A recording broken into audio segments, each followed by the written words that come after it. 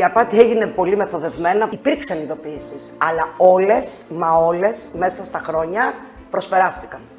Μα είναι απορίας άξιων. Το 2023, που ήταν πρόεδρος του ΟΠΕΚΕΠΕ, ο κύριος Σιμανδράκος, πάγωσε 6.000 αφημερίδες. Με τα χαρτιά που είχαν υποβάλει, δεν δικαιούτο να πάρουν τις επιδοτήσεις. Μάλιστα. Και το παγώνει. Έρχονται οι εκλογές του 2023. Ναι. Ο τότε Υπουργός Ανάπτυξης και Τροφίμων, κύριος Αβγενάκης, ο οποίος ήταν συμμαθητής του Πρωθυπουργού, τα ξεπαγώνει, γιατί έχουμε πει και το εκλογές. Επιδοτήσεις σημαίνει βόλεμα και φυσικά ψήφους στην κάλπη. Γι' αυτό είδαμε αυτό το ποσοστό στην Κρήτη, γιατί το μεγαλύτερο σκάνδαλο έγινε εκεί.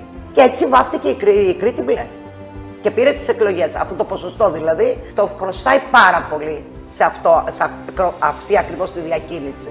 Οι άνθρωποι που έχουν αυτό το θράσος, τόσο εξόφθαλμα μπροστά στα μάτια μας, να κινούνται με τέτοια παρατυπία, τέτοια συγκάλυψη, τέτοιο ψέμα, τόσο εξόφθαλμο, μπροστά στα μάτια των ανθρώπων που αγωνίζονται, δηλαδή φανταστείτε, γιατί αυτές οι επιδοτήσεις κλαπήκαν από κάποιους που θα έπρεπε να τις πάρουν. Μέχρι που κάπου στο Φεβρουάριο τους έδωσε ο σημερινός Υπουργός Ανάπτυξης, κύριος Τσιάρας, ένα πενιχρό, μια επιστροφή πετρελαίου κίνησης, και μάλιστα τους υποσχέθηκε για τα κόκκινα δάνεια ότι θα τους βοηθήσει και θα το κοιτάξουν επί τούτου, γιατί ήταν και αυτό μέσα στα αιτήματά τους, αλλά ούτε και αυτό δεν επετεύχθη. Αντιθέτως, ψηφίστηκε νόμος που συμπεριλαμβάνει τα δάνεια, τα κόκκινα δάνεια των ελευθέρων επαγγελματιών, να πάνε σε εισπρακτικές.